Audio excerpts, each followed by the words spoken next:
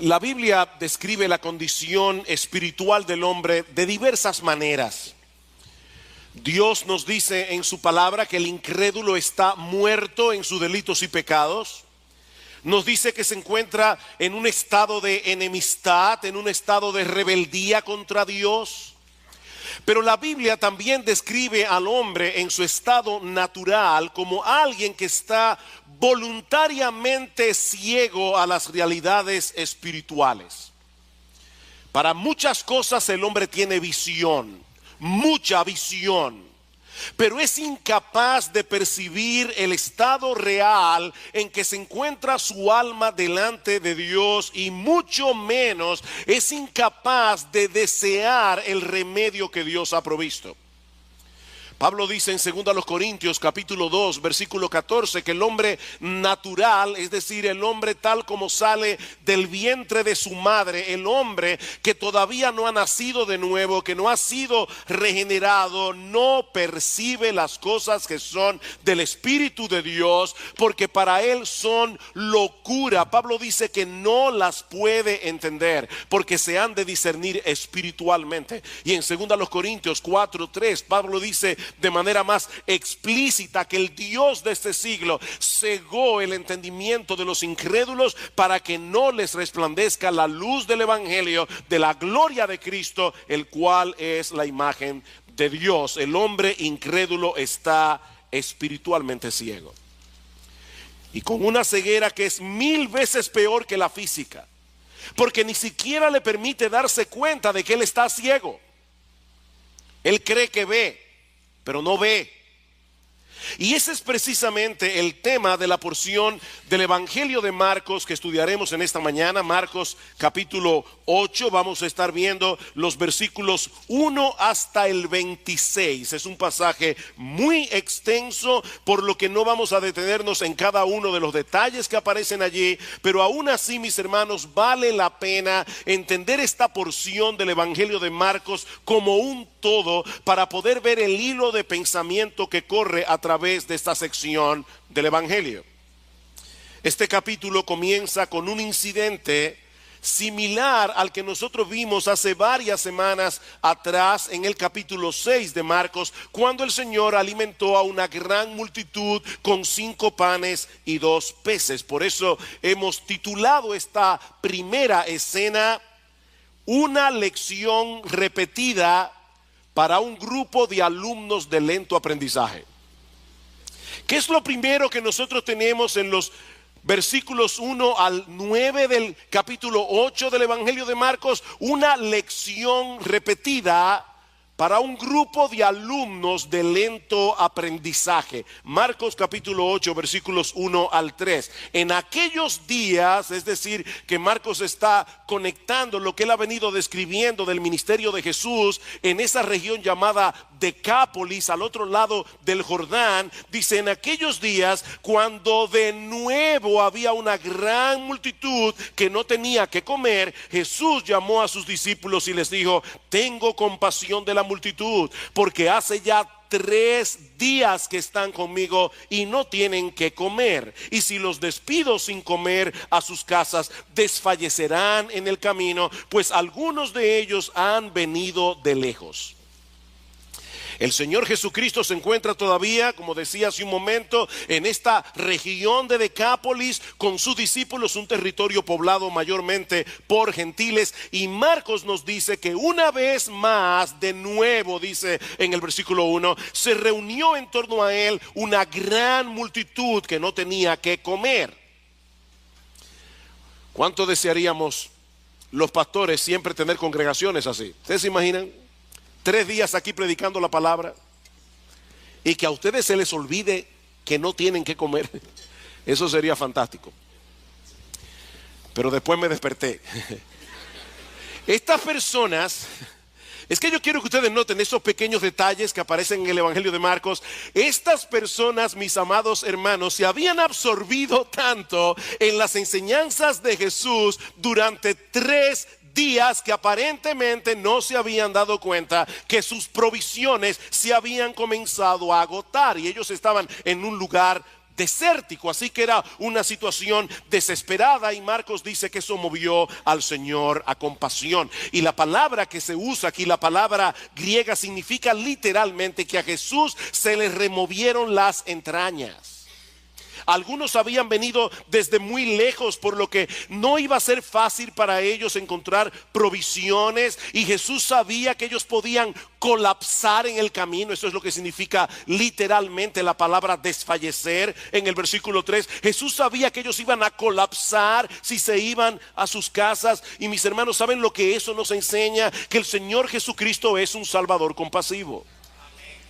Él no se conmueve únicamente por nuestros problemas espirituales y eternos. Él también está consciente, Él también está atento a nuestros problemas terrenales y temporales.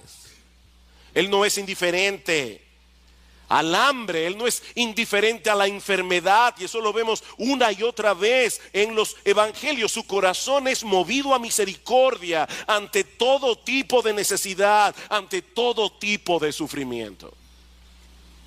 Ahora, lo interesante que nosotros vemos en este pasaje es que Él quiere desarrollar en los suyos, es decir, en ti y en mí, esa misma clase de compasión, esa misma clase de misericordia.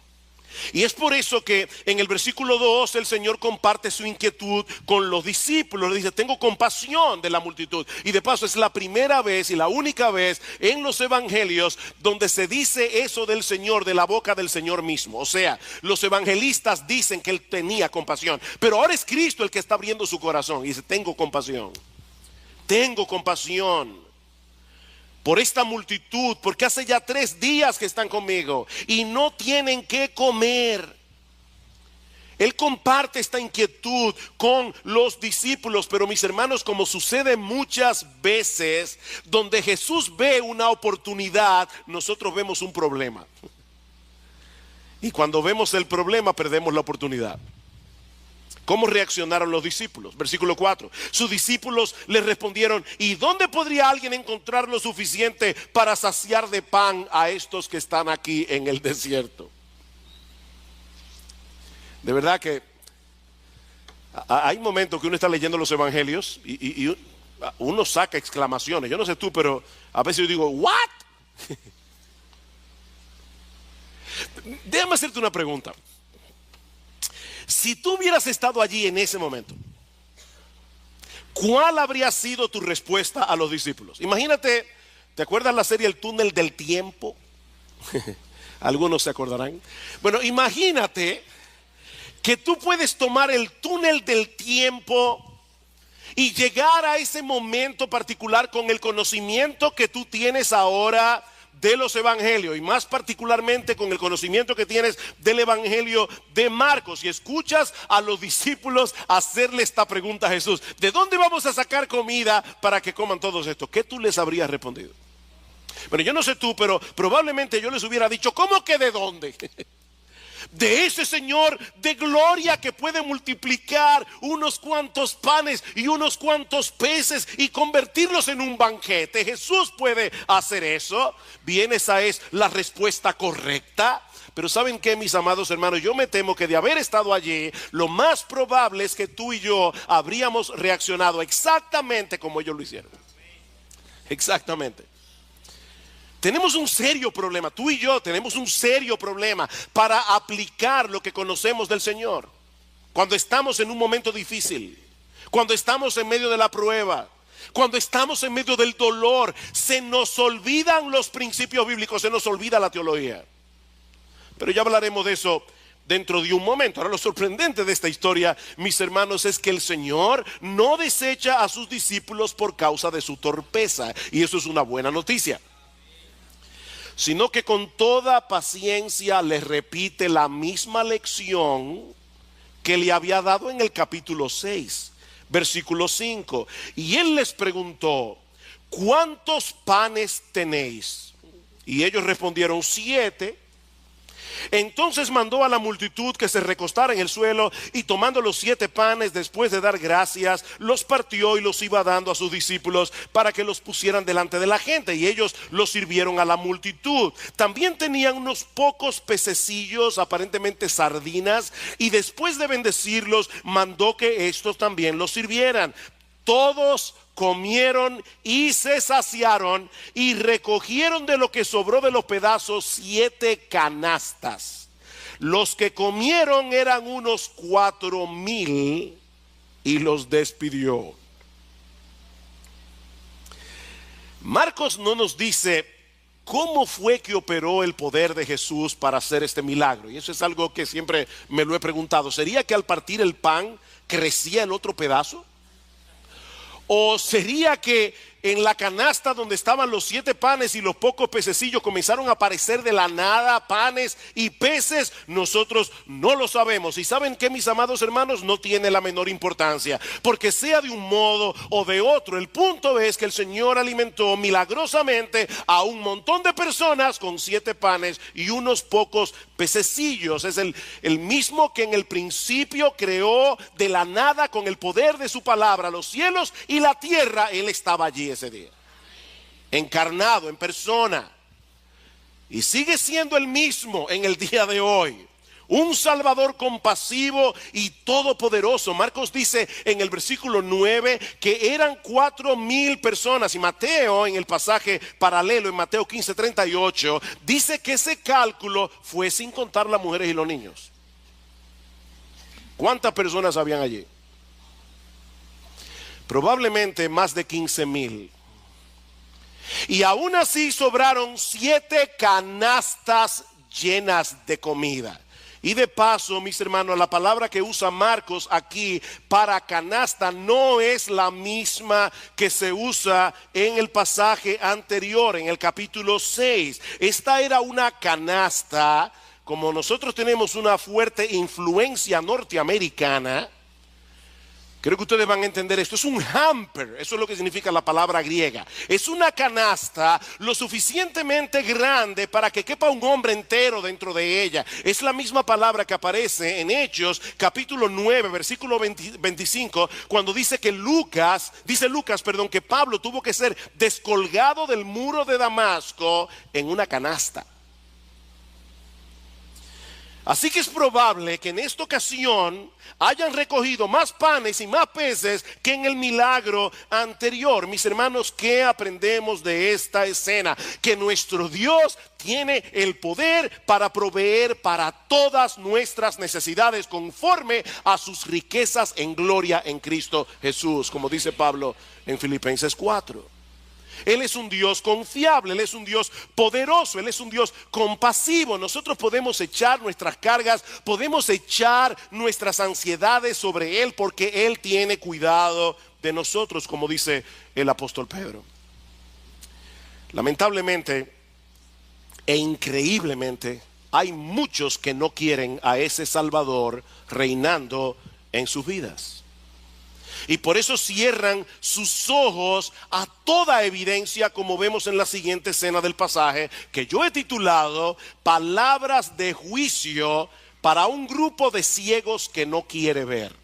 Palabras de juicio para un grupo de ciegos que no quiere ver. Marcos nos dice en el versículo 10 que inmediatamente después del milagro Jesús se embarcó a la región de Dalmanuta con sus discípulos, donde es confrontado por los fariseos. Versículo 10: y subiendo enseguida a la barca con sus discípulos fue a la región de Dalmanuta. Entonces salieron los fariseos y comenzaron a discutir con él, buscando de él una señal del cielo para ponerle a prueba. Esta fue la última confrontación de Jesús con los líderes religiosos de Israel en la región de Galilea, porque unos días más tarde el Señor iba a dirigirse a Jerusalén y allí sería juzgado, allí sería condenado a muerte. Así que en cierto modo, mis amados hermanos, lo que nosotros estamos viendo aquí en el capítulo 8 del Evangelio de Marcos marcó el principio del fin del ministerio terrenal de Jesús. Y es interesante notar que los fariseos fueron a buscar a Jesús para discutir con él. No fue que se encontraron con Jesús por accidente. Ellos andaban detrás de Jesús.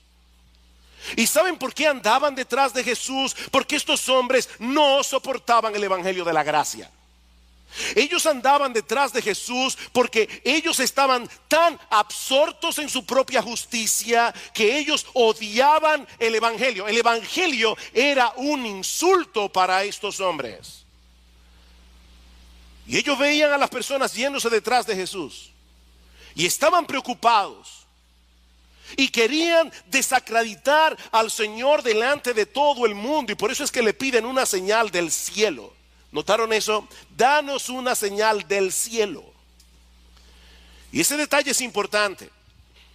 Los judíos pensaban que Satanás podía imitar los milagros de Dios siempre y cuando se tratara de cosas que ocurrían aquí en la tierra. Pero ellos creían que Satanás no puede imitar los milagros que ocurren en el cielo. Y eso es precisamente lo que ellos están pidiendo aquí.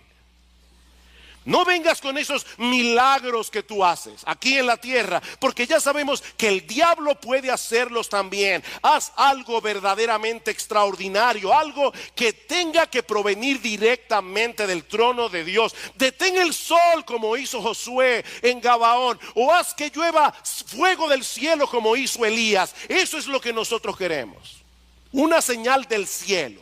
No venga con un milagrito aquí, no. ¿Cuál fue la respuesta de Jesús a esta ridícula petición? Versículo 12. Suspirando profundamente en su espíritu, dijo: ¿por qué pide señal esta generación? En verdad os digo que no se le dará señal a esta generación. Y dejándolos, se embarcó otra vez y se fue al otro lado. Mira, si tú vas delante de alguien y le demandas algo y su reacción es un profundo suspiro, déjame decirte algo, puedes estar seguro que lo que sigue no será nada bueno. Ese suspiro de Jesús fue una fuerte reprensión a este grupo de hombres que había determinado rechazarle a él como el Mesías profetizado en el Antiguo Testamento. No importa las evidencias que lo señalaban a él como el Mesías. Ahora, hermanos, para poder entender lo que está sucediendo aquí, es necesario que nosotros vayamos al capítulo 6 del Evangelio de Juan. No tienen que buscarlo, pero luego del primer milagro de la multiplicación de los panes y los peces, los judíos le hicieron a Jesús una petición similar. Dice en Juan capítulo 6 versículo 30: ¿qué señal haces tú para que veamos y te creamos? Nuestros padres comieron el maná en el desierto, como está escrito: pan del cielo les dio a comer.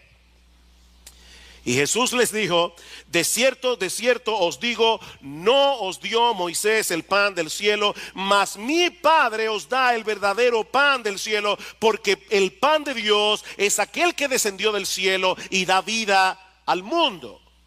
En otras palabras, Jesús les está diciendo: ¿ustedes creen que Dios autenticó a Moisés porque les dio a comer el maná en el desierto? No, yo soy el verdadero pan que descendió del cielo para darles vida. En una forma todavía más clara, lo que Jesús está diciendo es: ustedes me están pidiendo a mí que les dé una señal y no se están dando cuenta que yo soy la señal. Yo soy la señal. Si ustedes no creen, a pesar de lo que han visto en mí, no van a creer de ningún modo, porque no existe una señal más convincente que yo. Yo soy la señal. Mis hermanos, piensen en esto por un momento. El Dios del cielo se hizo hombre. ¿Ustedes se imaginan eso? El Dios del cielo se hizo hombre. El Dios del cielo vivió una vida perfecta. El Dios del cielo llevó a cabo milagros extraordinarios como la multiplicación de los panes y los peces. Predicó la palabra como nunca nadie lo ha hecho ni lo hará jamás. Y todavía le estaban pidiendo evidencias de que él era un enviado de Dios. ¿Saben por qué Jesús no respondió a la demanda de los fariseos porque ellos no necesitaban más pruebas, ellos necesitaban arrepentimiento. Ellos no necesitaban más pruebas. Leí en estos días algo que dijo el famoso ateo pensador francés Voltaire. Él dijo una vez, oigan esto, si aún llegara a suceder que ocurriera un milagro en un mercado abierto ante 1.000.000 de testigos confiables, preferiría desconfiar de mis sentidos que admitir el milagro. ¿Qué les parece? ¿Cuál es el peor ciego? El que no quiere ver. No hay peor ciego que el que no quiere ver. Esa es la acusación de Pablo a toda la raza humana en el capítulo 1 de su carta a los romanos. Dios se ha revelado a través de la creación y lo ha hecho de una manera inconfundible, pero el hombre ha decidido detener con injusticia la verdad. El hombre detiene con injusticia la verdad. Él sabe que Dios existe, él sabe que Dios creó los cielos y la tierra, él lo sabe en el fondo de su corazón, pero él pretende vivir como si no lo supiera. Él se hace el tonto. Yo decía, ayer puse un Twitter. Sí, yo uso Twitter. Un Twitter que decía, no es por ser más inteligente que los incrédulos son incrédulos, es porque son deshonestos intelectualmente. Son deshonestos intelectualmente. En Juan capítulo 3 dice, la luz vino al mundo. Ese es el problema, la luz vino al mundo. ¿Y qué hicieron los hombres? Amaron más las tinieblas que la luz. Mis hermanos, eso es trágico. Esta petición ridícula de los fariseos evidenciaba tal dureza de corazón, tal obstinación contra la verdad, que no valía la pena hacer el menor esfuerzo para tratar de convencerlos de lo contrario. Marcos dice que el Señor los dejó y se fue hacia el otro lado del mar. Y mis hermanos, esto no fue un simple traslado de un lugar a otro, esto fue un abandono. Esa es la idea. El Señor es muy paciente, muy paciente. Pero mi amigo, si tú estás aquí sin Cristo, déjame darte una advertencia muy sobria, muy solemne. Hay un momento en que el incrédulo traspasa una línea de no retorno. Una línea conocida únicamente por Dios. Cuando termina toda oportunidad de arrepentimiento, ese día los fariseos cerraron para siempre las puertas de salvación para ellos. Para siempre. Probablemente no volvieron a ver a Jesús nunca más. Esto es trágico. Pero el texto no termina allí. Marcos también nos narra otro incidente que nos revela otro tipo de ceguera espiritual, una ceguera que afecta a los creyentes. Los líderes religiosos de Israel estaban completamente ciegos, estaban voluntariamente ciegos, pero ahora Marcos quiere hacernos ver que los discípulos también tenían un serio problema en su entendimiento de las cosas. Por eso yo he titulado la siguiente escena, unas palabras de reprensión para un grupo de creyentes con miopía espiritual. Unas palabras de reprensión para un grupo de creyentes con miopía espiritual. El Señor y los discípulos se van en la barca al otro lado del mar, pero Marcos nos dice en el versículo 14 que se habían olvidado de traer panes para todo el grupo. De hecho, Marcos incluye el detalle de que había un solo pan en la barca para 13 hombres, bien comidos, pescadores, hombres que hacían mucha fuerza física. Y nosotros podemos suponer que los discípulos le estaban dando mente al asunto, tal vez preocupados de que Jesús les preguntara por la comida y quedara evidenciado que habían sido unos irresponsables. En ese contexto, el Señor les da la advertencia que encontramos en el versículo 15. Y él les encargaba diciendo: tened cuidado, guardaos de la levadura de los fariseos y de la levadura de Herodes. En el pasaje paralelo, en el Evangelio de Mateo, se incluye también la levadura de los saduceos.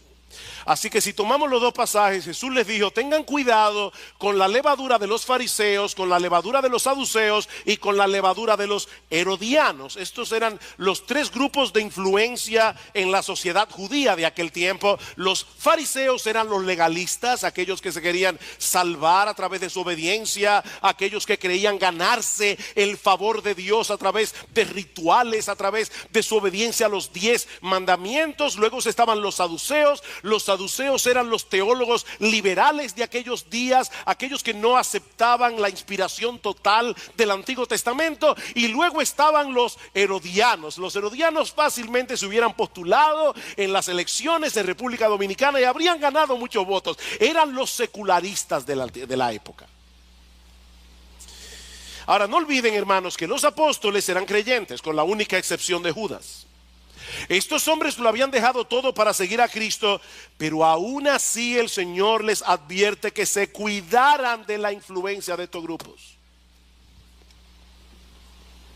Cuídense de esa levadura. Ustedes saben lo que hace la levadura, ¿verdad? Usted pone un poquito de levadura en la masa del pan y esa levadura leuda todo, afecta todo. Bueno, por esa razón la levadura se usa en la Biblia metafóricamente para señalar algo que nos puede parecer pequeño, pero que puede traer una significativa alteración en todo lo que toca. De ahí que la levadura vino a ser un símbolo de aquello que corrompe, de aquello que destruye. Mis hermanos, déjenme decirles algo con todo mi corazón de pastor en esta mañana. Nadie, incluyendo el mismo que está predicando, nadie aquí es inmune al legalismo. De hecho, si tú quieres ver a un legalista, mírate al espejo. Nosotros todos somos legalistas en recuperación. Es increíble cómo escuchamos una y otra vez el mensaje del evangelio y la tendencia del corazón es a querer ganarnos el favor de Dios a través de lo que hacemos. Cuidado con la levadura de los fariseos. Iglesia bíblica del Señor Jesucristo, en el siglo XXI, cuídense de la levadura de los fariseos. Es dañina, es terrible en la vida de un cristiano. Pero cuídense también de la levadura de los saduceos. Cuídense, hermanos, de todas esas voces que están hoy día atacando la infalible palabra de Dios. En estos días alguien nos mandó por WhatsApp un artículo que alguien había escrito y decía: ¿alguien le puede responder a esta persona diciendo que qué están hablando los religiosos basándose en un libro anticuado, en un libro arcaico, cuando los religiosos han demostrado que son unos hipócritas? No me pude contener y puse otro Twitter.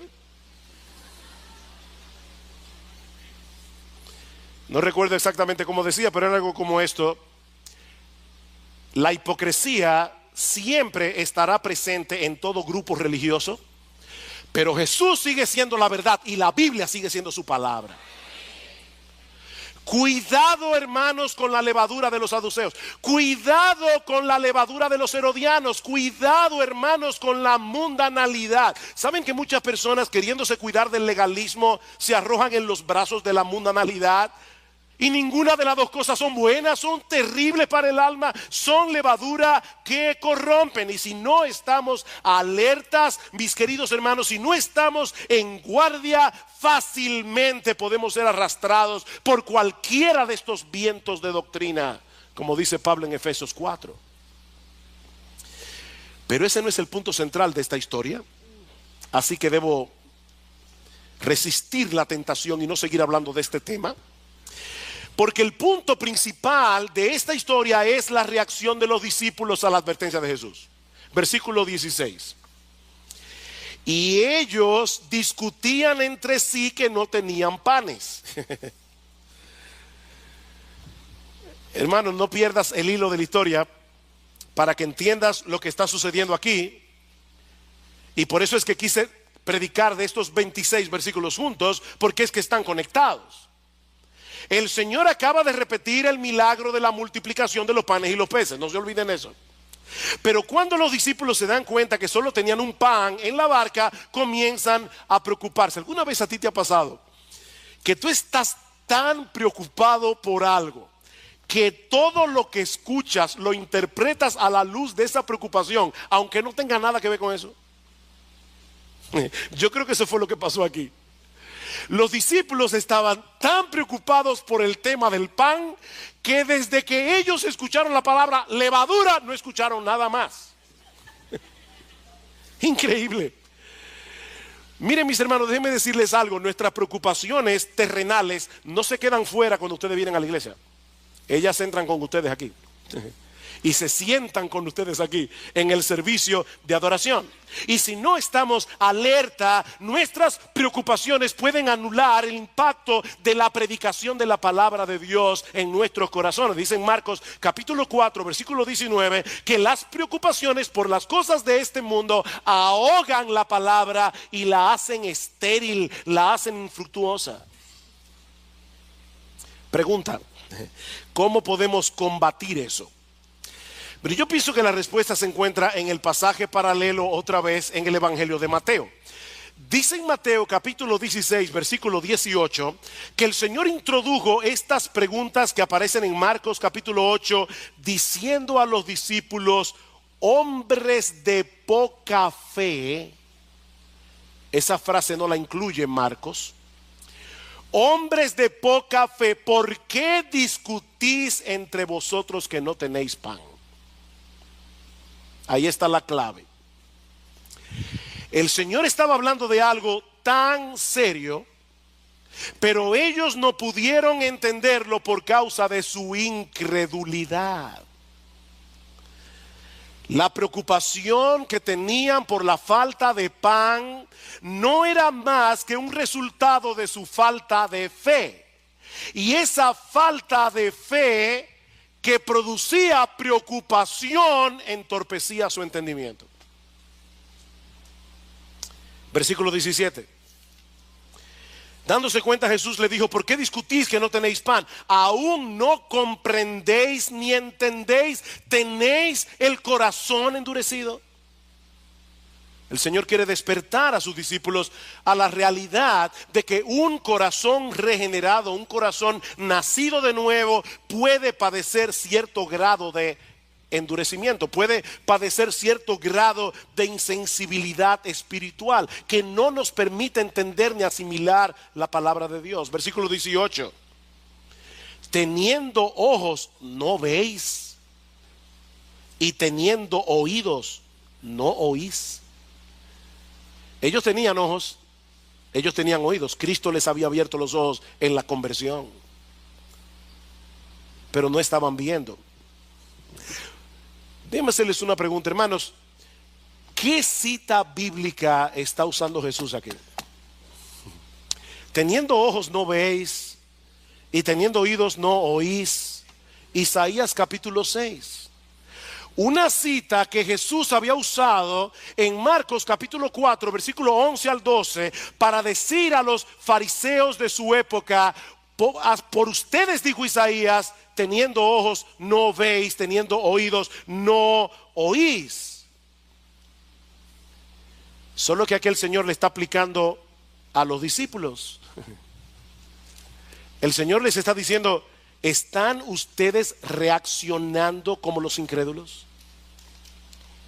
¿No recordáis, versículo 18, no recordáis cuando partí los 5 panes entre 5,000? ¿Cuántas cestas llenas de pedazos recogisteis? Y lean el texto con un poco de imaginación. 7. Imagínate. ¿Cuánto? 7.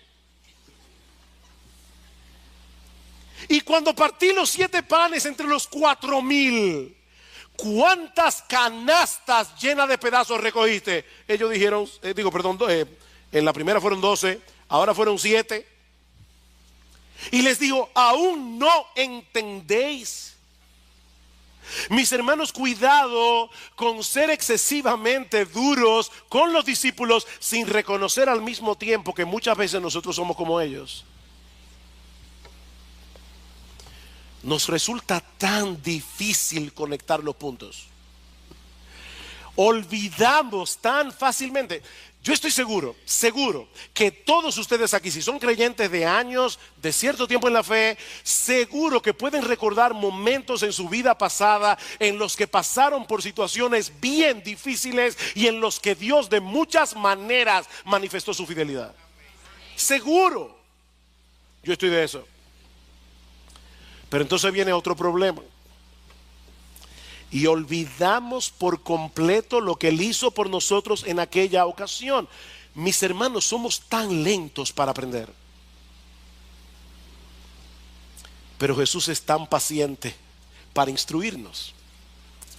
Y me encanta cómo concluye este relato en el Evangelio de Mateo. Dice en Mateo capítulo 16, versículo 12: entonces entendieron que no les había dicho que se guardaran de la levadura del pan, sino de la doctrina de los fariseos y de los saduceos. Finalmente entendieron algo. Porque su ceguera era parcial, era temporal, no como la de los fariseos. Por eso hay un pequeño detallito en el versículo 17 y en el versículo 21, un adverbio que no debemos pasar por alto. Aún no comprendéis. Versículo 21, y les dijo: aún no entendéis, todavía no entendéis. Ese todavía nos da esperanza. Todavía no entendéis. El Señor no se cansa. Mis hermanos, aquellos que tienen luz de la palabra de Dios deben anhelar con todo su corazón tener más luz. Deben orar fervientemente. Ustedes recuerdan esa oración de Pablo en Efesios capítulo 1 versículo 18, luego que Pablo ha dicho: bendito el Dios y Padre de nuestro Señor Jesucristo, que nos bendijo con toda bendición espiritual en los lugares celestiales en Cristo, según nos escogió en Él desde antes de la fundación del mundo, para ser santos y sin mancha delante de Él en amor, habiéndonos predestinado para ser adoptados hijos suyos a través de nuestro Señor Jesucristo. Y va detallando bendición tras bendición tras bendición. Pero cuando llegamos a la mitad del capítulo 1, ¿qué hace Pablo? Orar por los efesios y pedir que el entendimiento de ellos sea abierto, que el entendimiento de ellos sea iluminado, para que nosotros podamos tener una mejor comprensión de todas las bendiciones que Dios ha derramado sobre nosotros. Debemos orar que el Señor abra nuestro entendimiento. Debemos leer las Escrituras. Hermanos, esto es un tesoro. Como decía Salvador en la escuela dominical, esta es la palabra de Dios.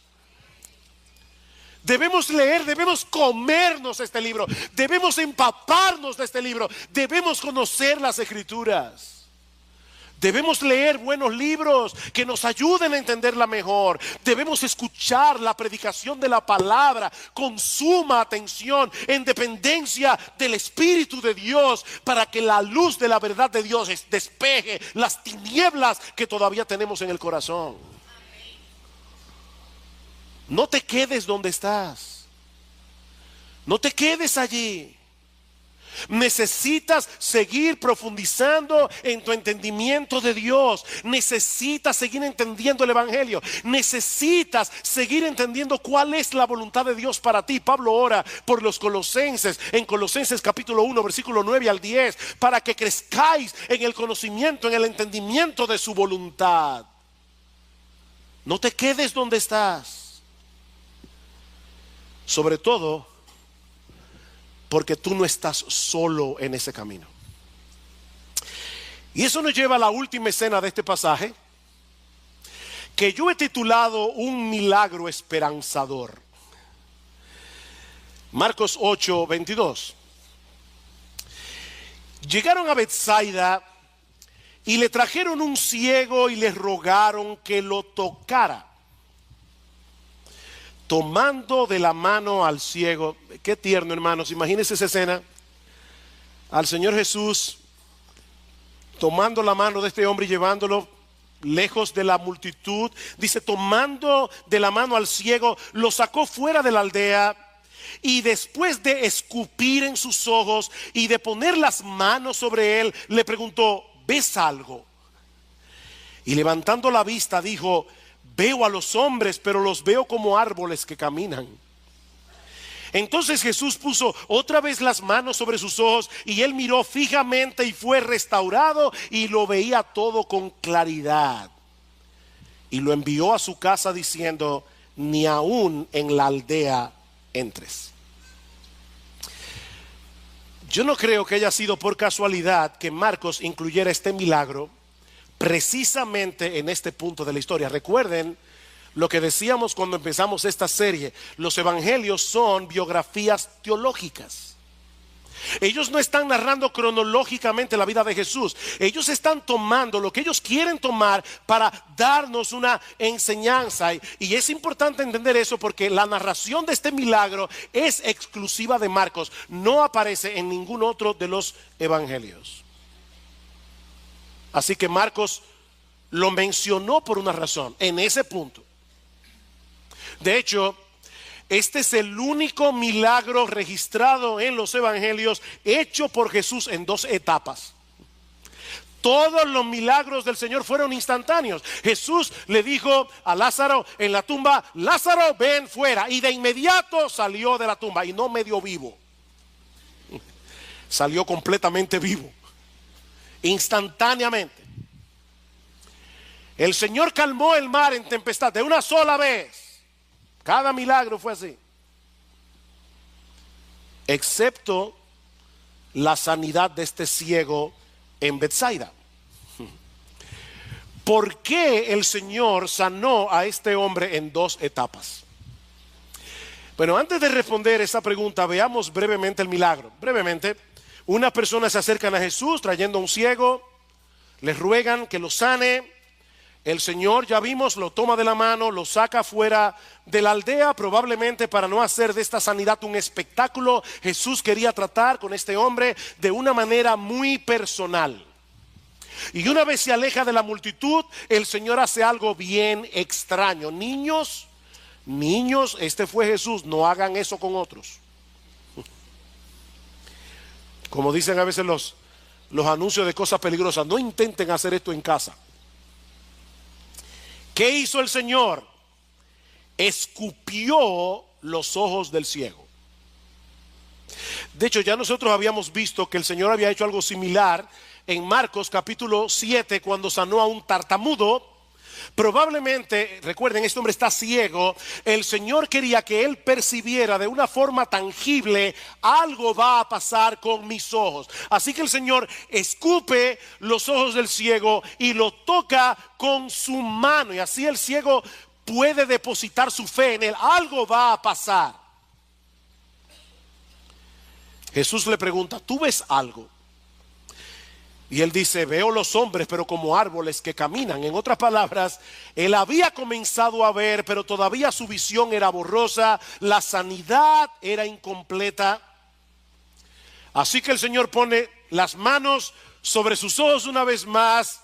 Y me encanta, dice que su visión fue restaurada y que lo veía todo con claridad. Esa palabra que se traduce como claridad es una palabra compuesta del griego que significa ver de lejos con toda nitidez.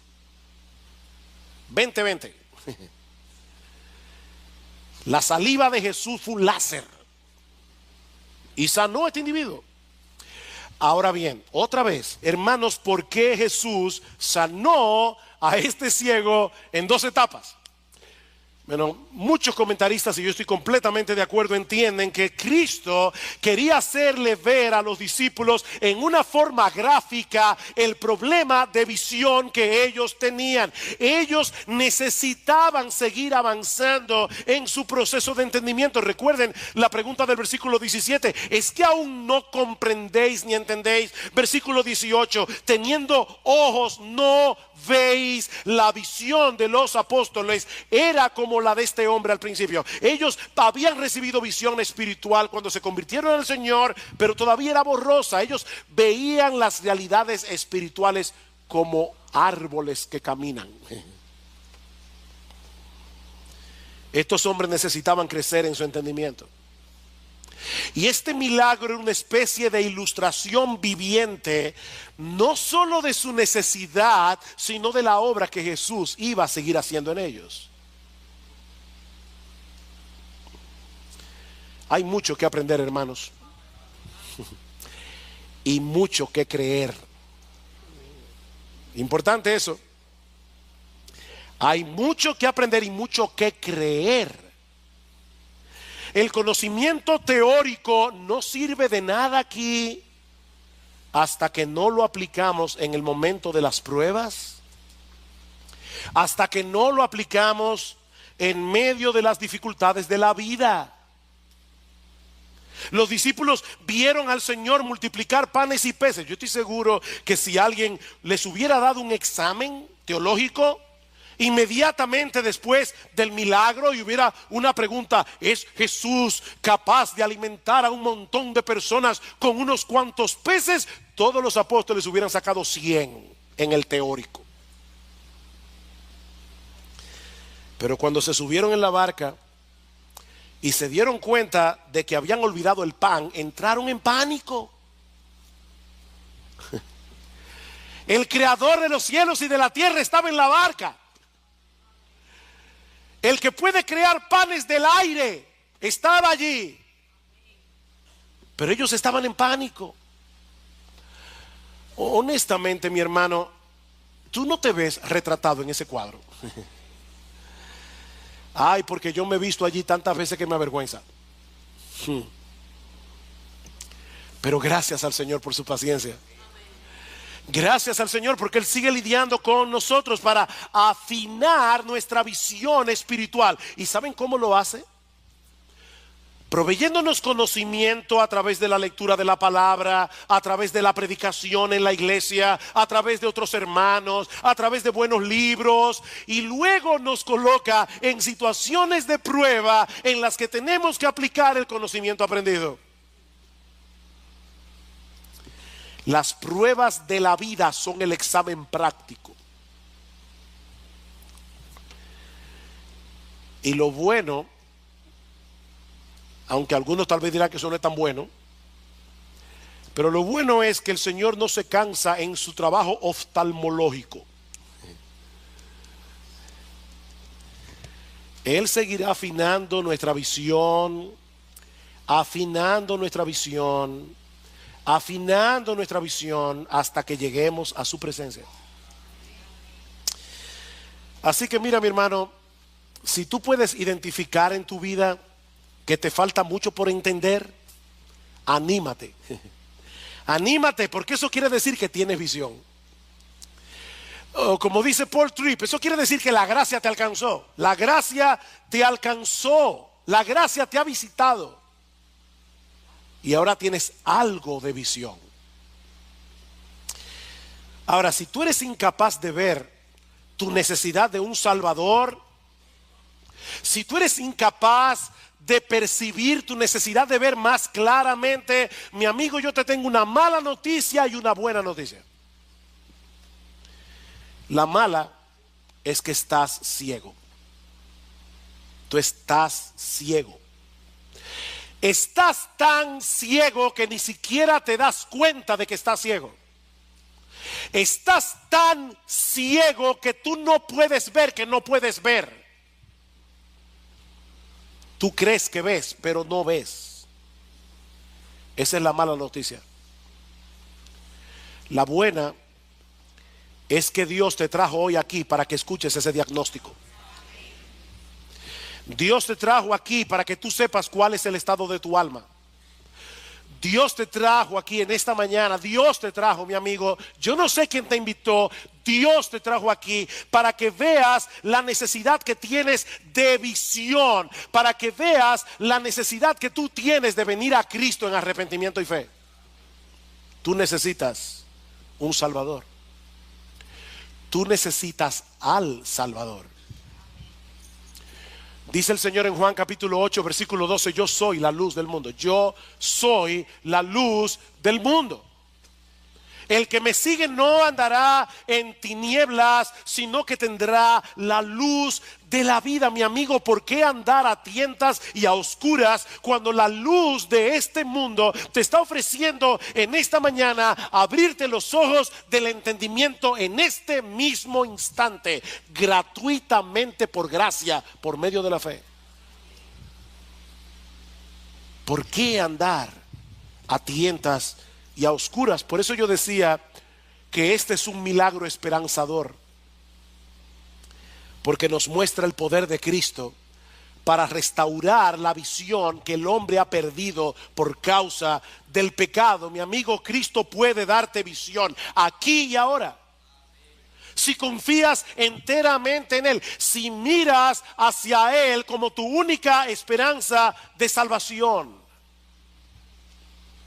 Y a partir de ese momento Él continuará restaurando tu visión para que sigas creciendo en tu conocimiento de Dios, para que sigas creciendo en tu entendimiento del Evangelio, para que sigas creciendo en tu comprensión de lo glorioso, maravilloso, hermoso, dulce y deleitoso que es nuestro bendito Señor y Salvador Jesucristo. Mi amigo, no desprecies la oportunidad que el Señor te está brindando hoy. No olvides, hay una línea de no retorno conocida solo por Dios. No abuses de la paciencia divina. Acógete hoy a la misericordia cuando las puertas de la salvación todavía están abiertas para ti.